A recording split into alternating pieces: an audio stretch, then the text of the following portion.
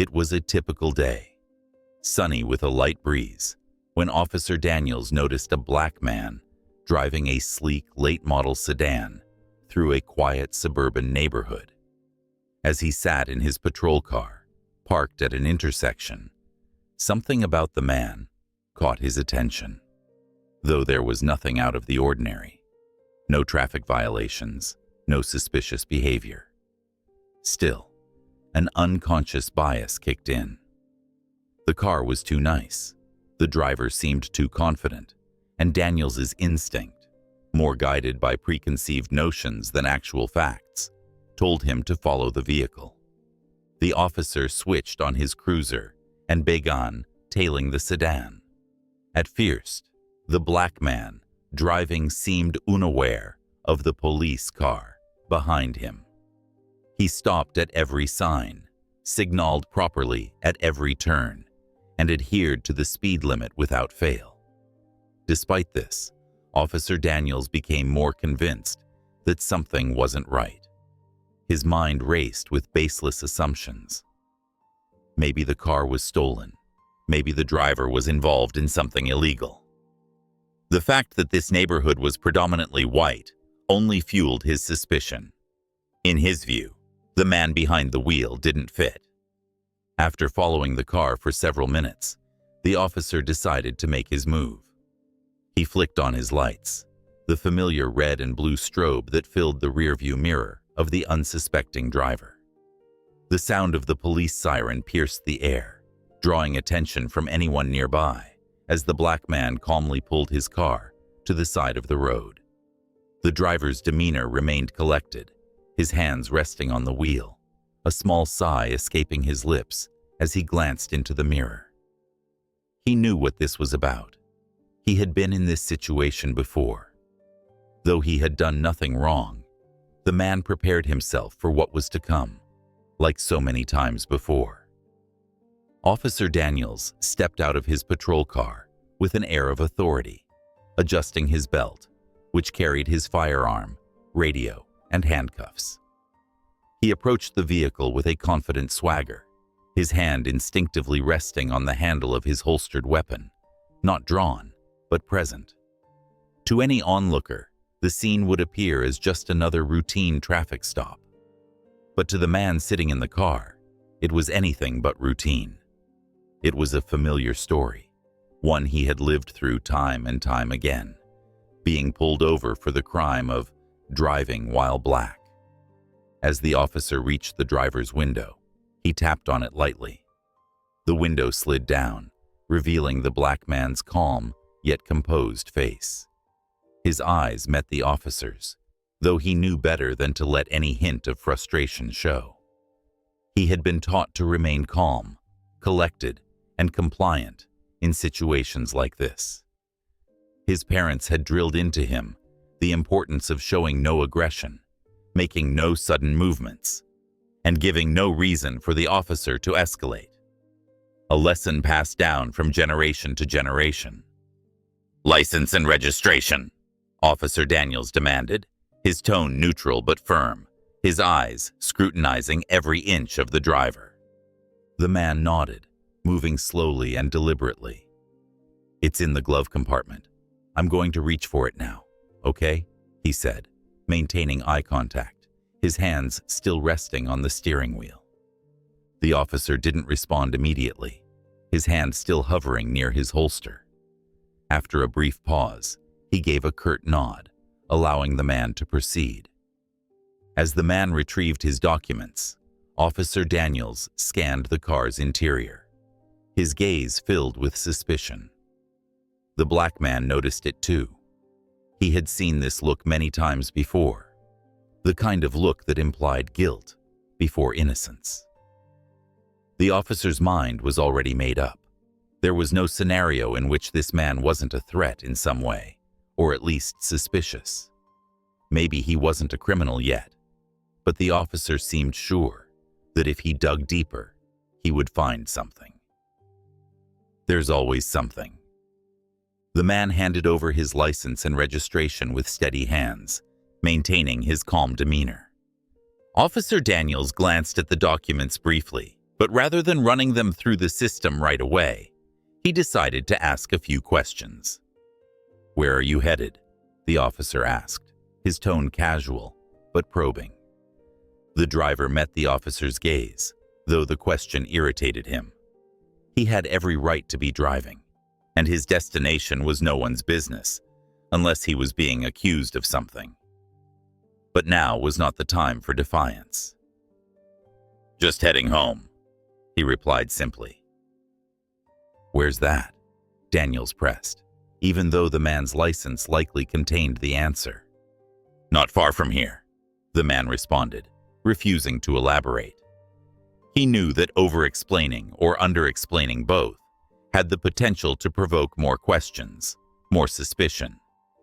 The officer frowned slightly, not satisfied with the vague response. "Mind if I ask what you're doing in this area?" At this point, it was clear to the man that this was not a simple traffic stop. This was an interrogation.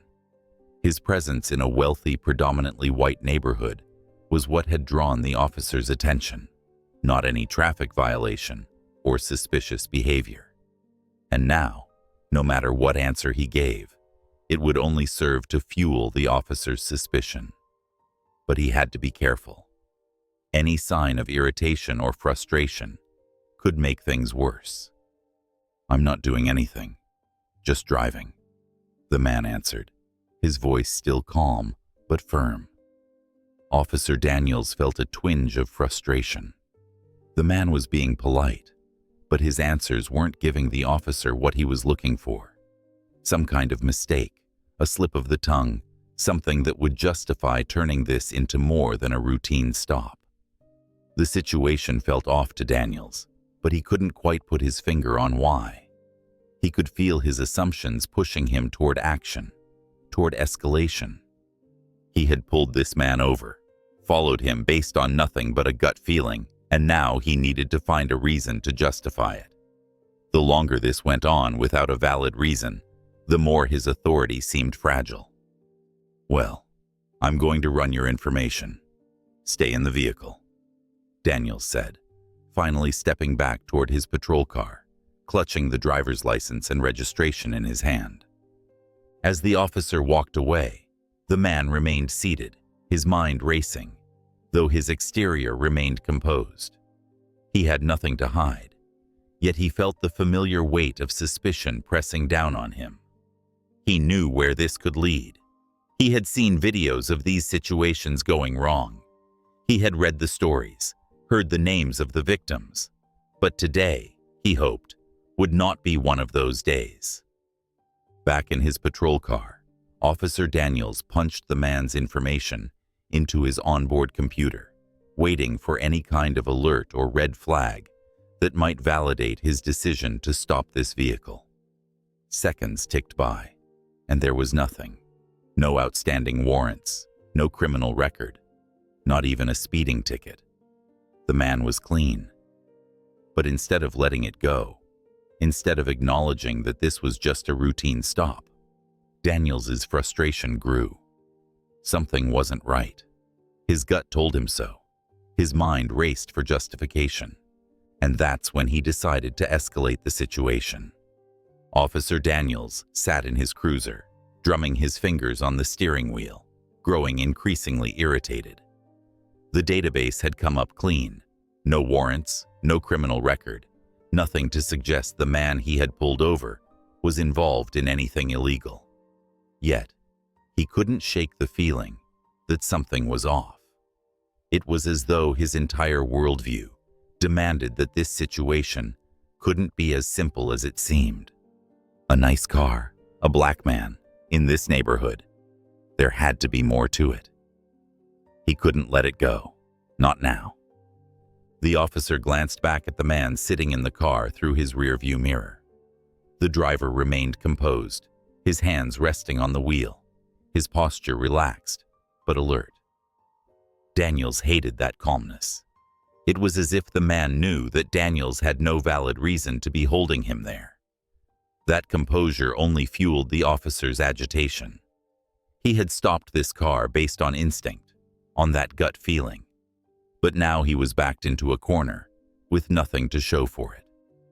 A voice in the back of his mind told him to let it go, to issue a warning or send the man on his way. But that voice was drowned out by his need to maintain control, to assert his authority. He was the one in charge here, not the man behind the wheel. Steeling himself, Daniels made his decision. He grabbed his radio and called in for backup, a standard move that would add weight to whatever was about to unfold. Unit 12, requesting additional units to assist with a traffic stop. Possible suspicious activity. He spoke into the radio, making the situation sound more dangerous than it was. There was no suspicion of a crime, but to Daniels, it was better to make sure his bases were covered. He exited the cruiser again, walking with determined strides toward the driver's window, his hand once again brushing over his holstered gun. This time, his posture was different, more rigid, more assertive, as if his decision had already been made. The man in the car glanced up at him, his brow furrowing slightly. He had sensed the shift in energy. What had begun as a routine traffic stop now felt like something much more serious. The man had hoped that after running his information, the officer would simply let him go. But instead, the tension was escalating. "Step out of the vehicle," Officer Daniels demanded, his tone leaving no room for negotiation. The man blinked, surprised by the sudden change in tone. "Why?" he asked, his voice calm but firm. "What's the reason?" "I said step out of the vehicle," Daniels repeated, this time more forcefully, his hand inching closer to his firearm as though preparing for a confrontation. His posture screamed authority, but it was the kind of authority that relied on fear and force, not reason. The driver remained still for a moment, processing the situation. He hadn't done anything wrong. There was no valid reason for him to step out of his car. But he knew better than to resist. He had seen situations like this spiral out of control when people asked too many questions or pushed back. He weighed his options carefully. Complying with the officer's demand might keep things from escalating further, but refusing could make the situation dangerous. He understood the power dynamics at play. It wasn't about the law anymore. It was about the officer asserting his dominance. The man nodded slowly, raising his hands to show that he wasn't reaching for anything. "Okay," he said, his voice steady, though internally his heart rate had quickened. "I'm getting out." He opened the door and stepped out of the car, moving deliberately so as not to provoke any sudden reactions from the officer. Officer Daniels took a step back, keeping his hand near his gun, watching the man closely as if expecting some kind of aggressive move. But the driver remained calm, standing beside his car, with his hands clearly visible. "Turn around. Put your hands on the hood," Daniels ordered, taking control of the situation with military precision. His words were clipped, his expression stern. He wanted to ensure that the black man knew he was in charge here, that any sense of equality in this interaction had evaporated the moment Daniels had decided to escalate. "For what reason?" the man asked, still calm but confused. "Am I under arrest?" "I'm giving you a lawful order. Put your hands on the hood," Daniels snapped, raising his voice. There was a flicker of irritation in his tone, the kind of frustration that came from being questioned, from his authority being challenged. The man knew he had to be careful. He wasn't under arrest, but it was clear that this situation had taken a dark turn. He had to walk a fine line between asserting his rights and avoiding any escalation that could turn violent. With a deep breath, he complied, turning slowly and placing his hands on the hood of his car. Officer Daniels moved closer, now standing just a few feet away from the man. He reached for his radio again, a quick burst of static as he spoke into it. "Unit 12, requesting an additional unit immediately. Subject is being non-compliant, he said, though his description wasn't entirely accurate. The man hadn't been aggressive or resistant, but in Daniels's mind, any refusal to blindly follow his orders counted as non-compliance. As the officer moved in to pat the man down, there was a palpable tension in the air. The black man could feel the hostility growing, not just from the officer, but from the atmosphere of the entire situation. He was being treated as though he were a criminal, though he hadn't done anything. The officer's hands were rough and impersonal as they swept over his body, searching for weapons that weren't there, for evidence of wrongdoing that didn't exist. "I don't understand why I'm being treated like this," the man said, his voice carefully measured. He wasn't challenging the officer. He was simply asking for an explanation. But Daniels wasn't in the mood to explain. "I'll tell you what's going on when I'm ready," the officer shot back, his voice dripping with condescension. He finished the pat-down and stepped back, satisfied that there were no weapons on the man. But instead of calming the situation, Daniels felt his resolve harden. He hadn't found anything suspicious, but the very fact that the man had questioned him, that he had hesitated to follow orders, was enough to escalate further. Before the man could even process what was happening, Daniels reached for his handcuffs. In a swift motion, he grabbed the man's wrists, pulling them behind his back and snapping the cuffs on tightly. The cold metal bit into the man's skin, a painful reminder of how quickly things could spiral out of control. "Hey," the man protested, wincing as the cuffs tightened around his wrists. "What's this for? You haven't told me what I've done wrong." Officer Daniels ignored him, roughly guiding the man toward the back of his patrol car. The situation had gone beyond logic or reason now.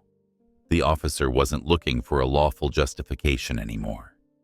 He was following the narrative he had created in his head, that this black man, in this neighborhood, in this car, must have done something wrong. And now, in his mind, he had to maintain control by any means necessary. By the time the backup units arrived, the scene had escalated far beyond what the initial traffic stop had warranted. The black man, now in handcuffs, stood beside the patrol car, confusion and frustration etched into his face. He hadn't resisted, hadn't done anything to provoke this treatment, but now he was being treated like a criminal. Officer Daniels, on the other hand, felt a grim sense of satisfaction. He had reasserted his authority, shown that he was in charge. But what he didn't know was that everything was about to change. The cold steel of the handcuffs dug into the black man's wrists as he stood, restrained, beside the patrol car. His heart pounded in his chest, but outwardly, he remained composed. He had been in situations like this before, where his dignity was systematically stripped away, where no matter how calm or compliant he was, it never seemed to matter. Today, though, he knew the stakes were higher, and that remaining calm was more important than ever. He took a deep breath, closing his eyes for a brief moment.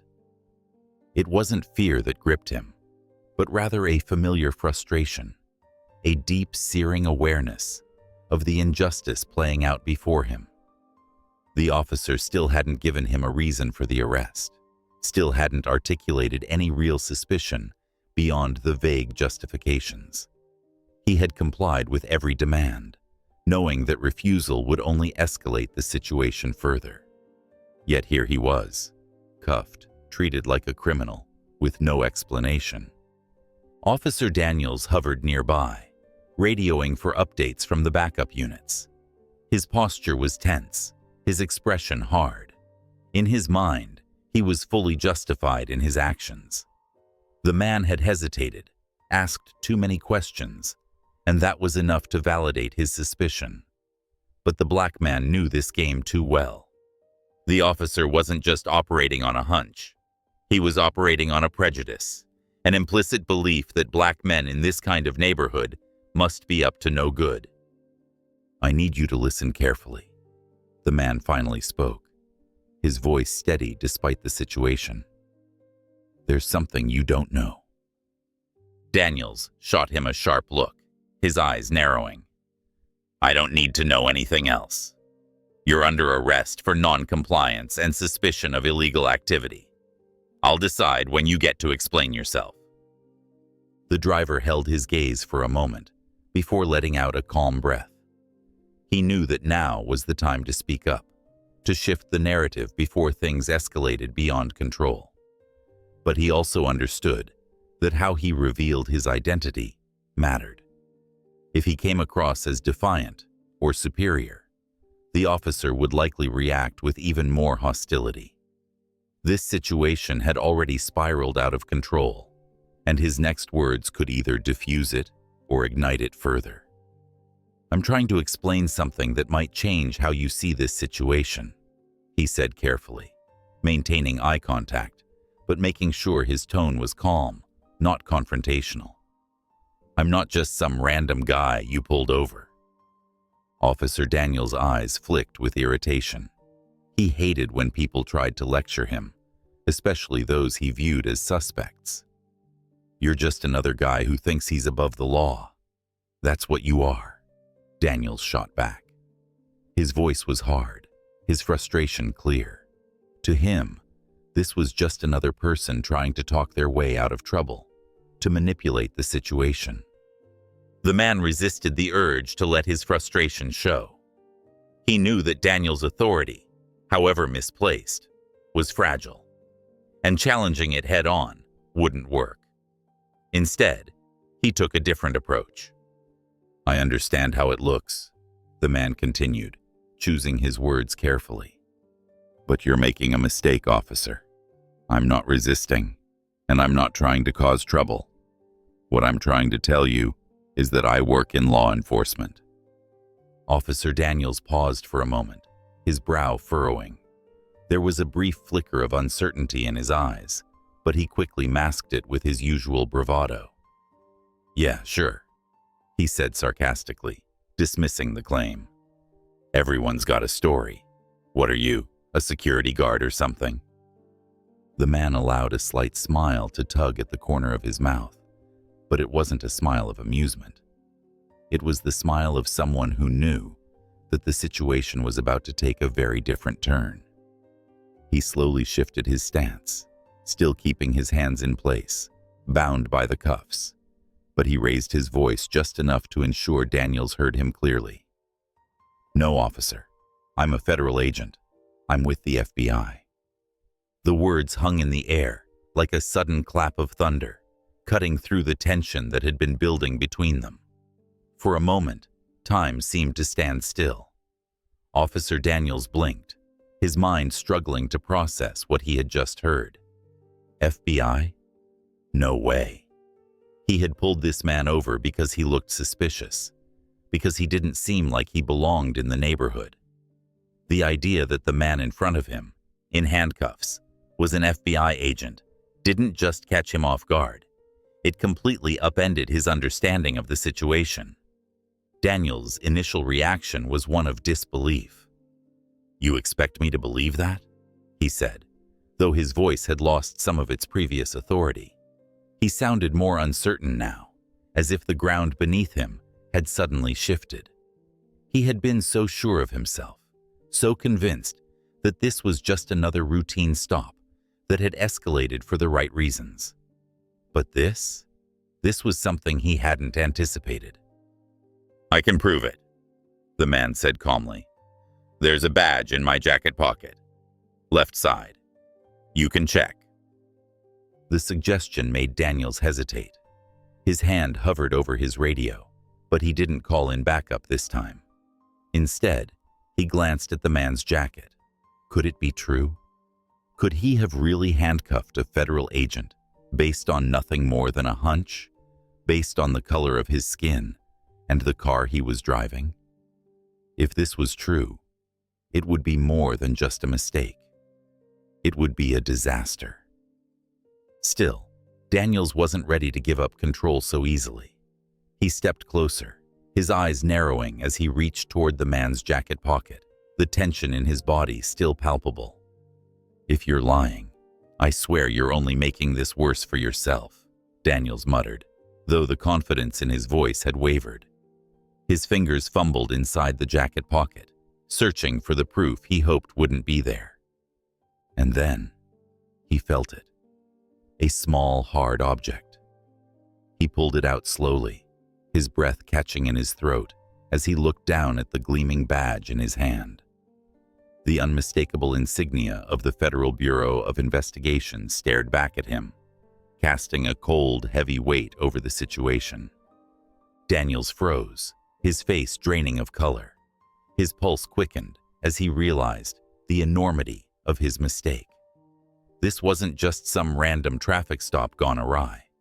He had unlawfully detained an FBI agent, a man who outranked him in both authority and jurisdiction. The power dynamics had shifted dramatically, and now Officer Daniels found himself on the wrong side of the law. The agent turned slightly, meeting Daniels's wide-eyed gaze. "I told you," he said, his voice calm, but now laced with an edge of authority. "I'm not just anyone." For a moment, the air between them was thick with silence, as the officer struggled to find words. His mind raced, trying to figure out how he could salvage this situation, how he could justify what had just happened. But there was no way to undo what had already been done. The evidence was there, right in his hand, and the consequences were now inescapable. I didn't know," Daniels stammered, his voice cracking slightly. His hand loosened around the badge, as if it were burning him. He took a step back, suddenly unsure of everything. His bravado had melted away, replaced by a deep sense of fear. Fear for his career, fear of what would happen next. He had arrested an FBI agent without cause. His mind flashed to the internal investigations, the public backlash, and the inevitable punishment that awaited him. His entire career, built on a foundation of unquestioned authority, now felt like it was crumbling beneath him. The black man, still handcuffed, maintained his calm demeanor, though his eyes betrayed a mixture of frustration and restrained anger. He had given the officer every opportunity to avoid this, to handle the situation with respect and professionalism. But instead, Daniels had let his biases guide him, and now the consequences would follow. "You can take the cuffs off now," the agent said, his voice a steady command that carried the weight of authority. "This is over." Daniels fumbled with the handcuffs, his hands shaking slightly as he unclasped them, the cold metal slipping away from the agent's wrists. The officer took a step back, feeling small, his pride shattered. He had lost control, and now, the power he had wielded so recklessly was slipping away from him completely. The FBI agent rubbed his wrists where the cuffs had left red marks, his expression one of restrained fury. He had been willing to comply, to follow the officer's orders, even when those orders were unjust. But now that his identity was out in the open, there would be consequences for the officer's actions. He wouldn't let this slide. The badge in Daniel's hand was more than just a symbol of authority. It was a reminder that the officer had crossed a line, and there would be no going back. As Daniel stood there, stunned and silent, backup units finally arrived, the sound of sirens breaking through the stillness. But by now, it was too late for Officer Daniels. The damage had already been done. As the backup units arrived on the scene, the flashing red and blue lights painted streaks across the pavement, adding to the tension in the air. The other officers pulled up and stepped out of their vehicles, expecting to assist with a serious situation, but they were met with a scene that immediately caused confusion. Officer Daniels stood there, pale and shaken, while the black man, no longer cuffed, stood calmly beside him, now clearly in control of the situation. It didn't take long for them to realize something had gone very wrong. Sergeant Lewis, a senior officer, approached with authority, his brow furrowed as he surveyed the scene. "What's going on here, Daniels?" he asked, his voice sharp, expecting a straightforward explanation. But the way Daniels hesitated, shifting uncomfortably on his feet, made it clear that this was anything but routine. Daniels swallowed hard, struggling to find his words. He opened his mouth to speak, but couldn't seem to force out a coherent explanation. Everything had spiraled so far out of control that he didn't even know where to begin. He knew that any excuse he tried to offer would sound weak. There was no justification for what he had done. Instead, he looked helplessly at the other officers, waiting for someone else to take control of the situation. The FBI agent, still composed, stepped forward and cleared his throat. "I can explain," he said, his voice cutting through the tension like a knife. All eyes turned toward him, and the air grew thick with anticipation. Sergeant Lewis studied the agent for a moment, immediately recognizing the shift in authority. Something wasn't right. He could sense the imbalance of power, the unspoken tension between Daniels and the man now taking control of the narrative. "And you are?" Lewis asked, his voice careful but respectful. The agent reached into his jacket and pulled out his FBI identification, holding it out for the sergeant to see. "Special Agent Marcus Carter," he stated, his voice steady and firm. "I work for the Bureau. Daniels pulled me over, escalated the situation unnecessarily, and placed me in handcuffs without probable cause." Lewis's face shifted from confusion to shock as he processed the words. His eyes flicked from the badge in Carter's hand to Daniels, who was standing off to the side, visibly shrinking. Daniels hadn't mentioned anything about arresting a federal agent, and now it was clear that they were dealing with a situation that was far more serious than any routine traffic stop. "Is that true, Daniels?" Sergeant Lewis asked, his tone heavy with the weight of impending consequences. Daniels stammered, his face flushed with embarrassment and fear.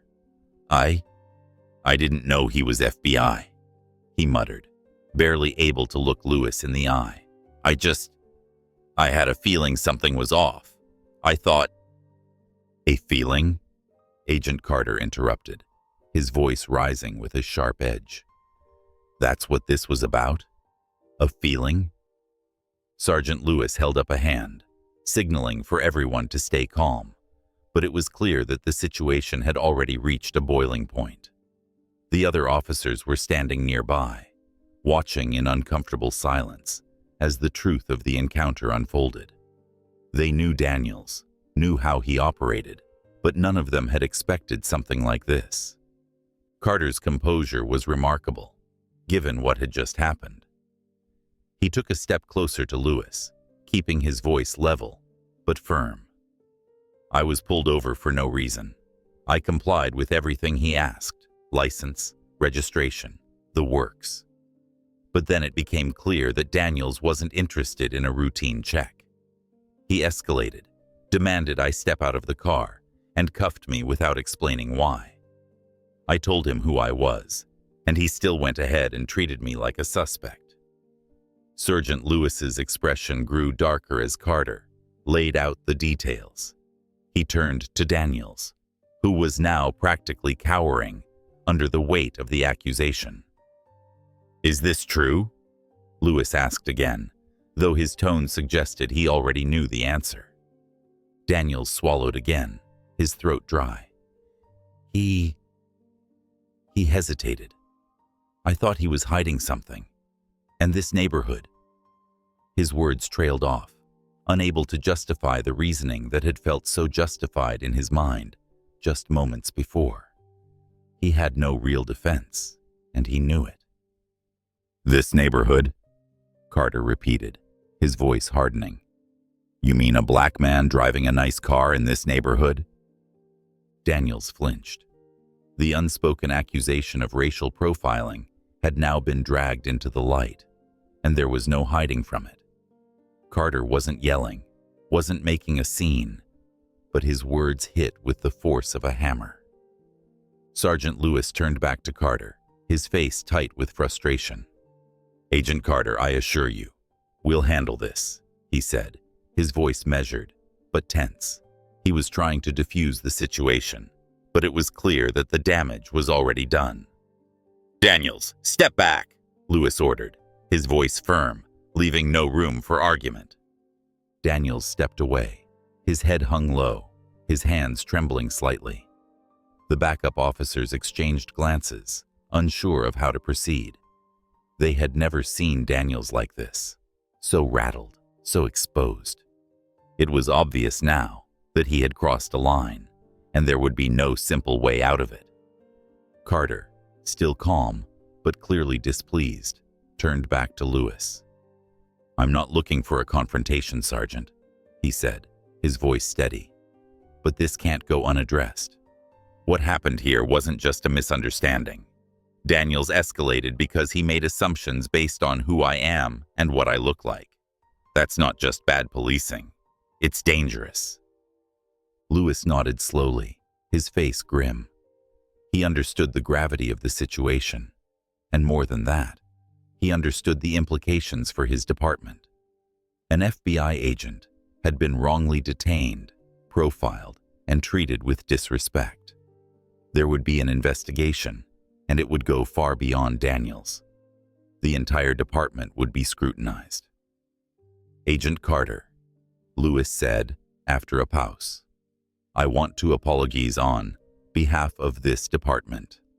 We take matters like this very seriously, and I assure you, there will be consequences. Daniel's actions were out of line, and we'll make sure this is handled appropriately." But Carter wasn't finished. He wasn't here just to get an apology or see Daniels reprimanded. There was a larger issue at play, one that went beyond just this interaction. "Sergeant," he began, his voice taking on a more measured tone, "this isn't just about what happened to me today. This is about how people like me are treated every day by people like Daniels. How many times has this happened to someone who wasn't a federal agent? How many times has this kind of profiling gone unchecked because the person on the other end didn't have a badge to pull out?"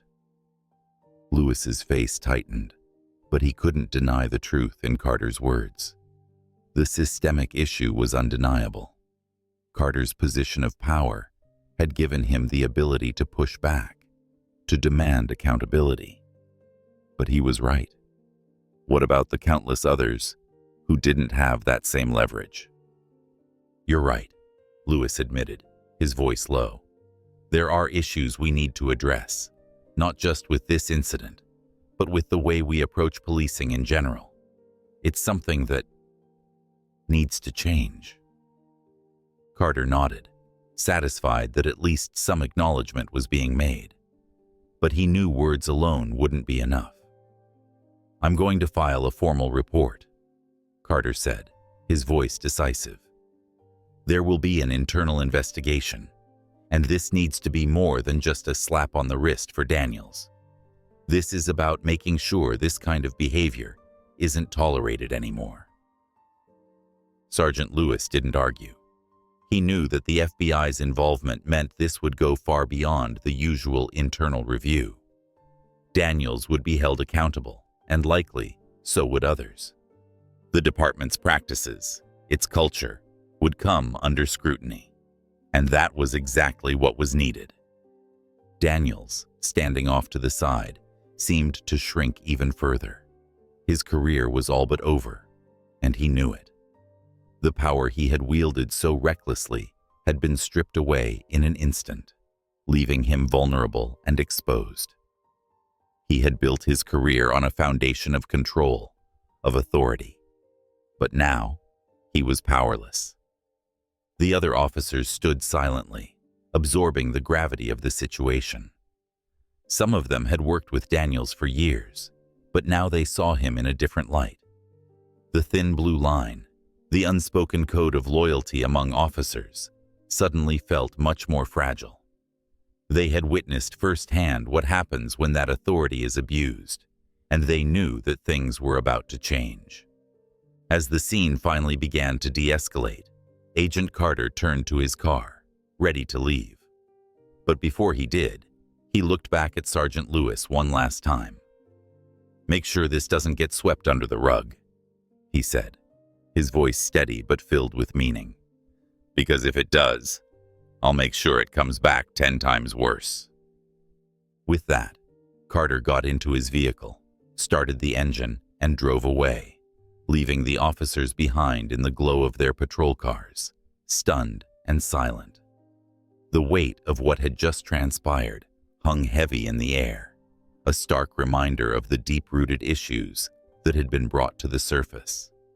Officer Daniels stood frozen, the reality of his actions sinking in.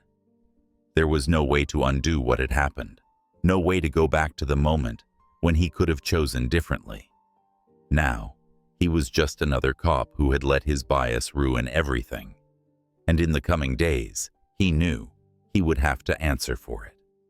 In the aftermath of the confrontation, the weight of the day's events hung heavy over the police station like a storm cloud.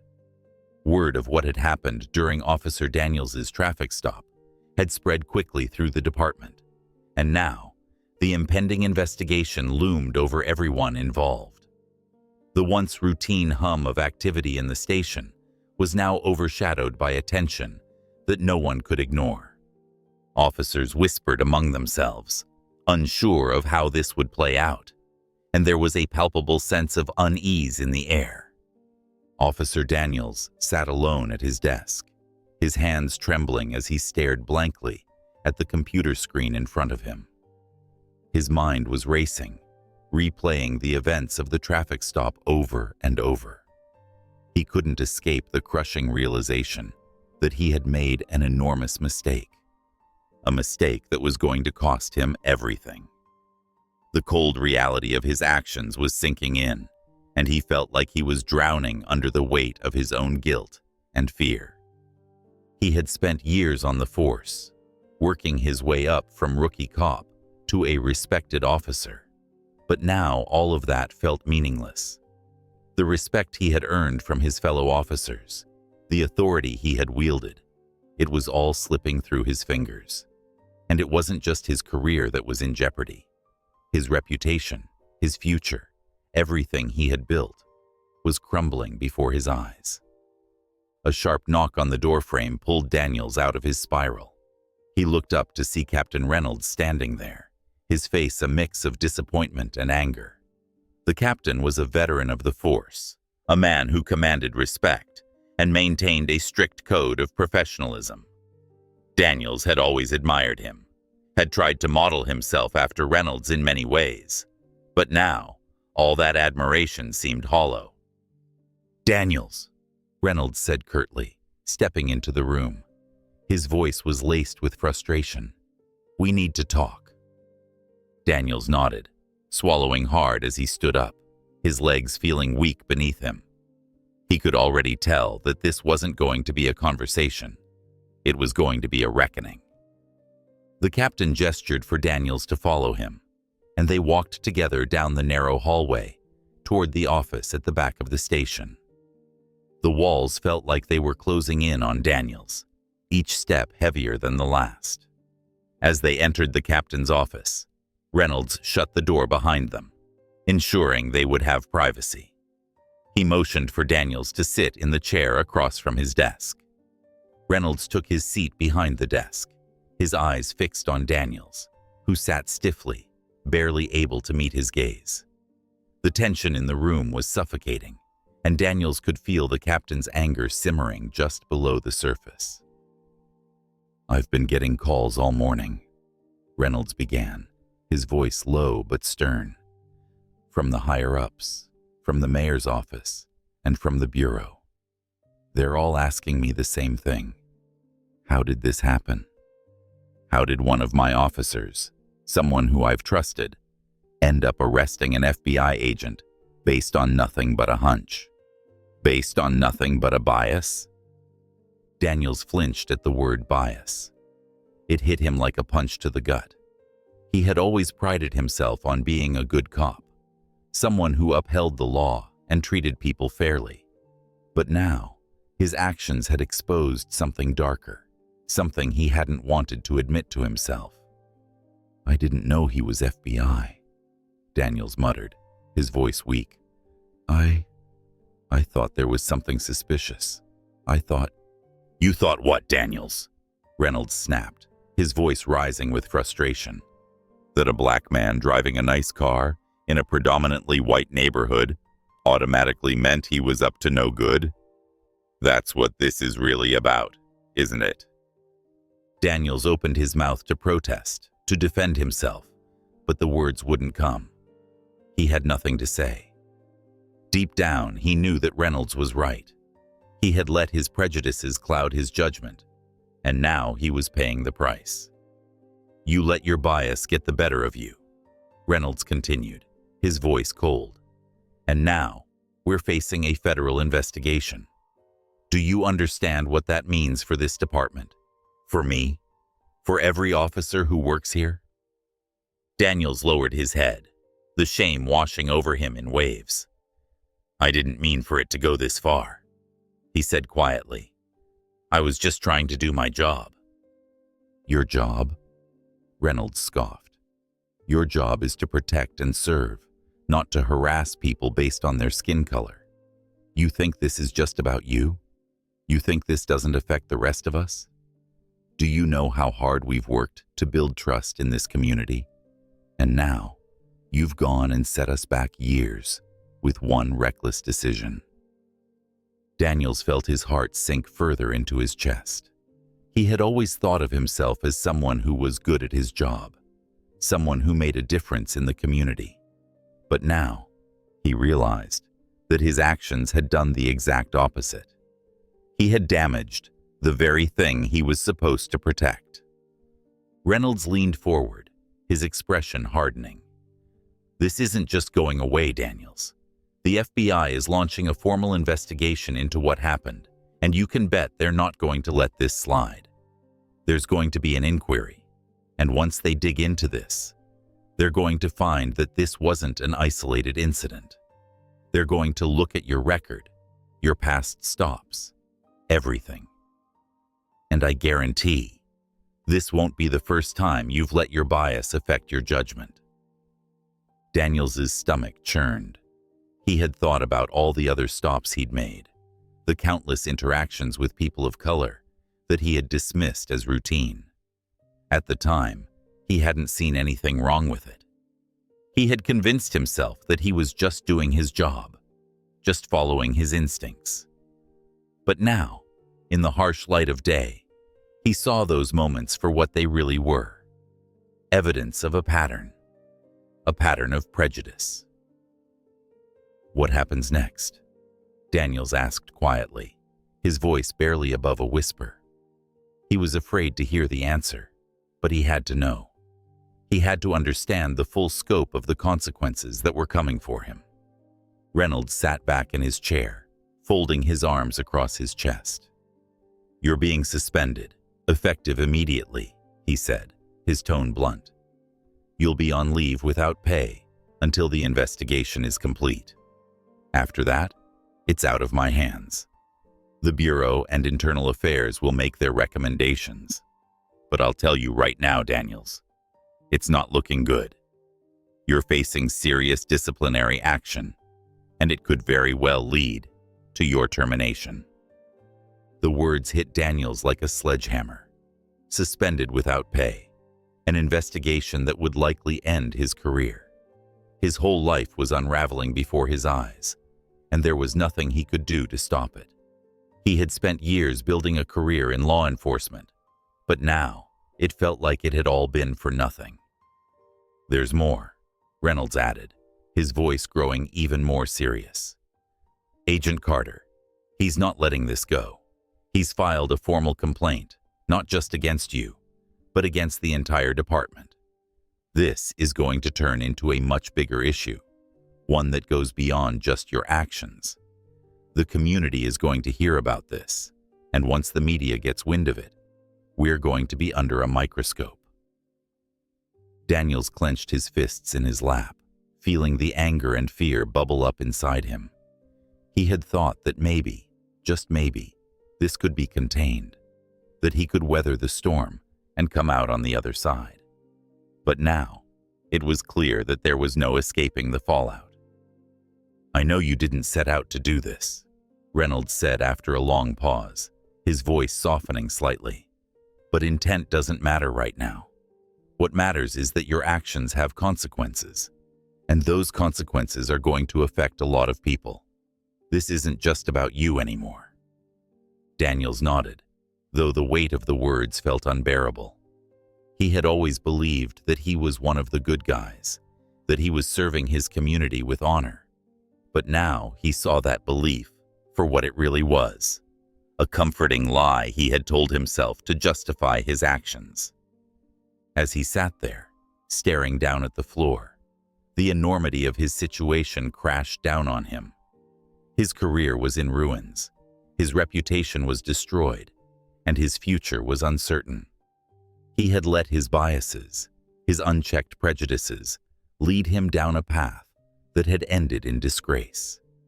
And now, there was no going back. Reynolds stood up, signaling that the conversation was over. "You'll get a formal notice of your suspension later today," he said, his voice clipped. "Take some time to think about what you've done, Daniels. Because once this investigation starts, there's no more room for excuses." Daniels stood up as well, his legs feeling like lead. He nodded mutely, knowing there was nothing left to say. As he walked out of the office, the walls seemed to close in around him.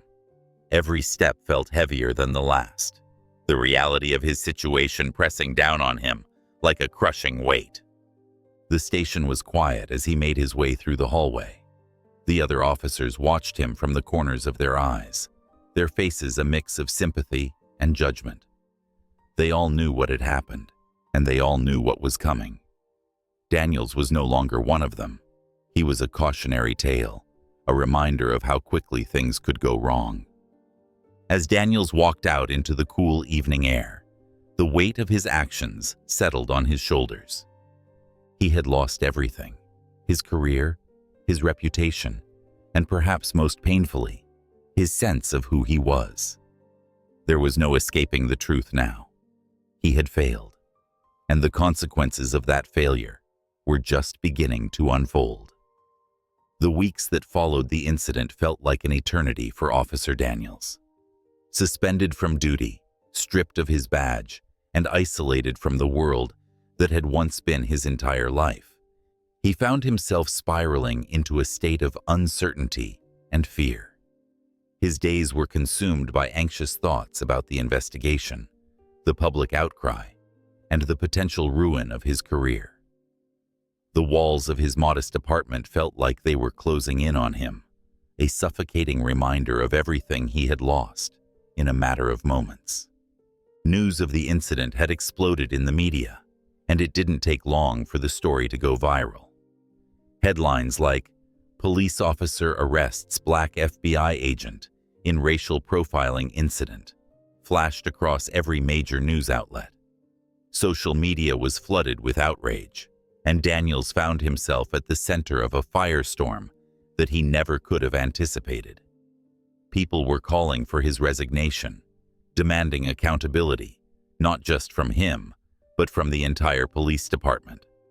Hashtags calling for justice trended on Twitter, with many linking the incident to a broader conversation about racism in law enforcement. Protesters gathered outside the police station, holding signs that read, "End police brutality," and "Stop racial profiling." The community was furious, and the department was scrambling to control the damage. It wasn't just about Daniels anymore. It was about a system that many believed was broken. The fact that the victim in this case had been an FBI agent only amplified the situation, turning it into a national controversy. Inside the police department, tensions were running high. An internal review was underway, with both the FBI and Internal Affairs digging into Daniels's record and the department's policies.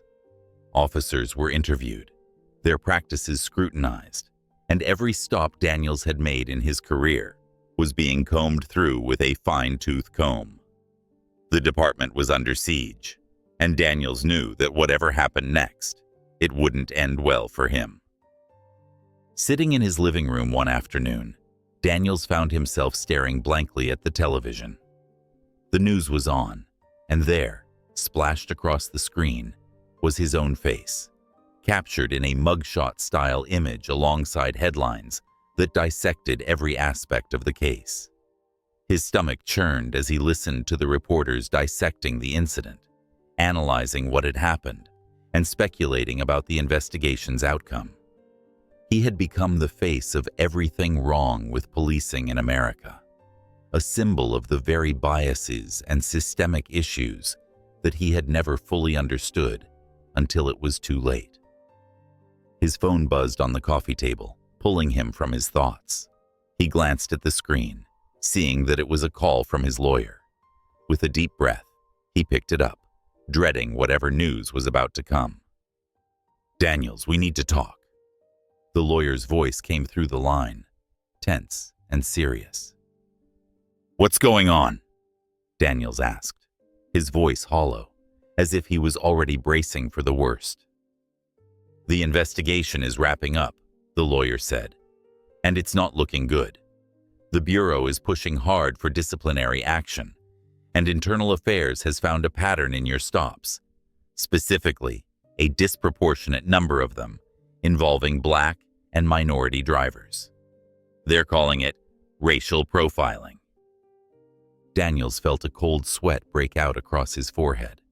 He had feared this would happen, but hearing it said out loud made it all the more real. "A pattern?" he repeated, his voice shaky. "But I wasn't targeting anyone. I was just doing my job."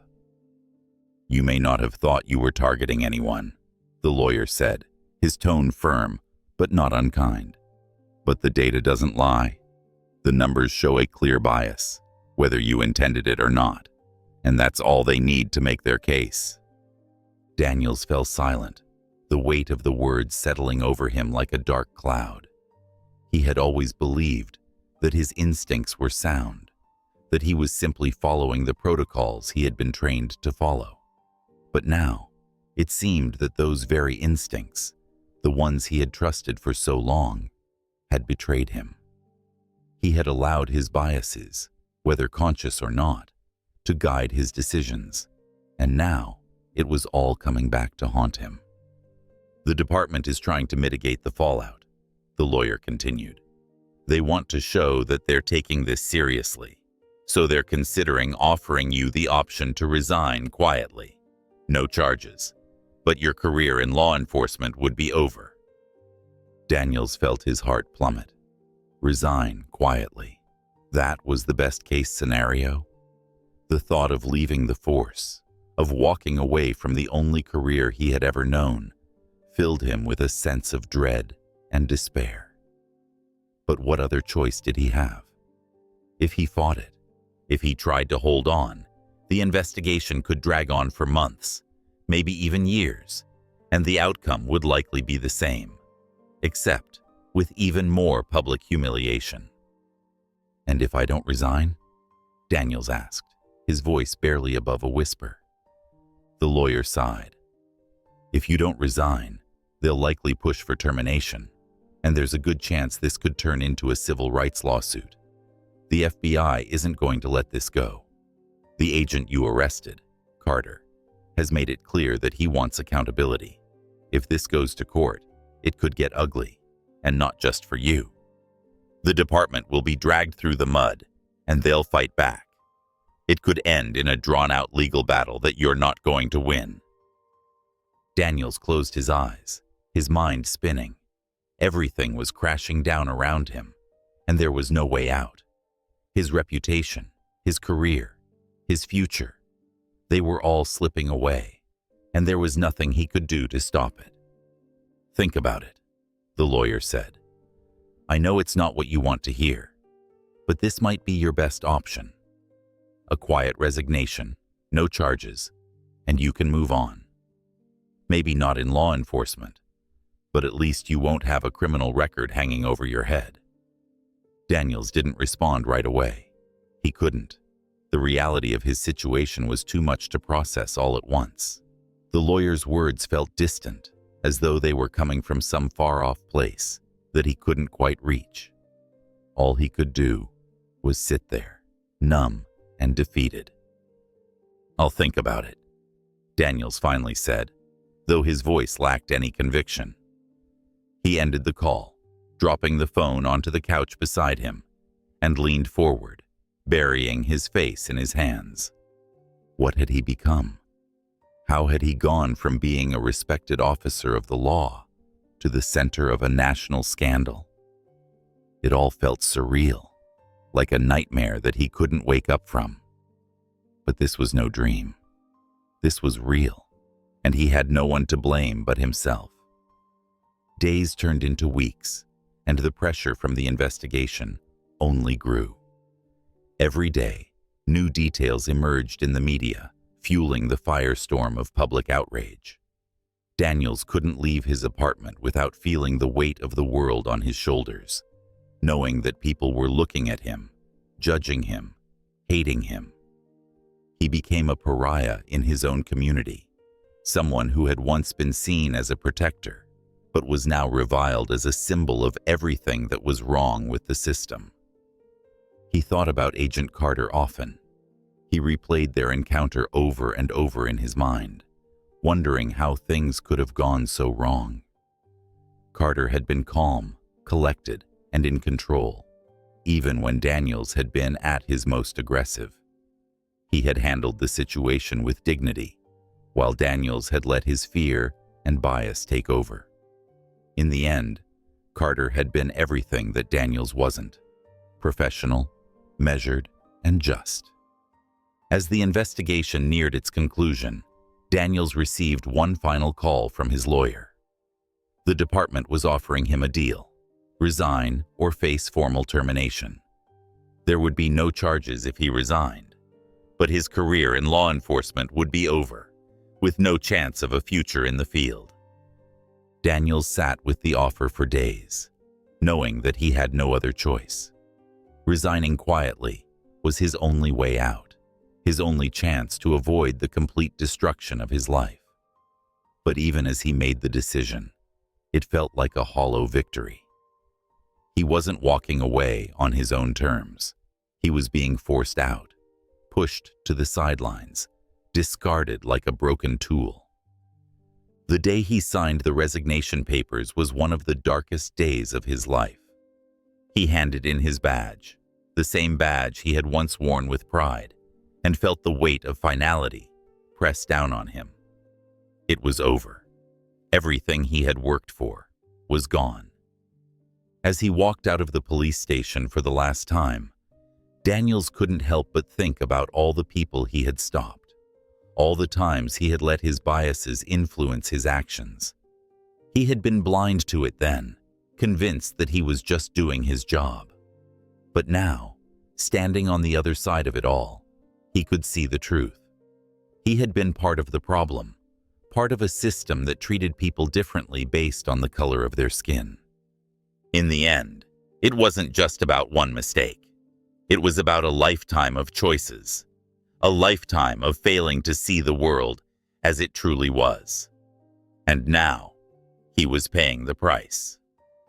As Daniels walked down the steps of the station, the weight of his resignation papers in his hand, he wondered what kind of future awaited him. For the first time in his life, he didn't know the answer, and that uncertainty was terrifying.